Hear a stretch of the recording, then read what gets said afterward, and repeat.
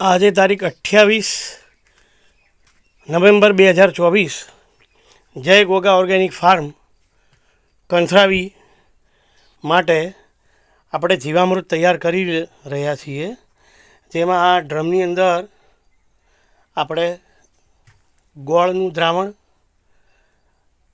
બેસન અને ગૌમૂત્ર ભેળવેલા છે અને એમાં ગોબર પણ ઉમેરેલું છે.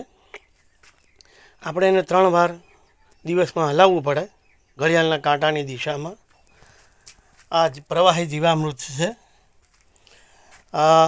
ગૌકૃપા અમૃતમ બેક્ટેરિયા જે છે એ અવેલેબલ ન હોય એ ડ્રમમાં પણ આપણે જીવામૃત બનાવેલું છે અને એ પણ ઘડિયાળના કાંટાની દિશામાં આપણે એને હલાવ્યું છે.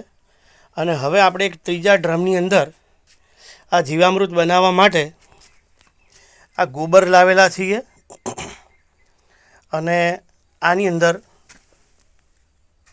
ગૌમૂત્ર પણ છે. એટલે આ ડ્રમની અંદર ત્રીજા ડ્રમમાં આપણે આ રીતે આમાં આપણે ગોળનું દ્રાવણ અને બેસન નાખેલા જ છે. હવે આમાં આપણે ગૌમૂત્ર અને ગોબર નાખી અને પછી એને સંપૂર્ણ પાણીથી ભરી દઈશું, એટલે ટોટલ 3 ડ્રમ તૈયાર થશે. અત્યારે ટૂંક સમયમાં આપણે ઘઉંની વાવણી ચાલી રહી છે, એટલે એમાં જ્યારે પિયત આપણે આપીશું એટલે એમાં આ પ્રવાહી જીવામૃતનો આપણે ઉપયોગ કરીશું.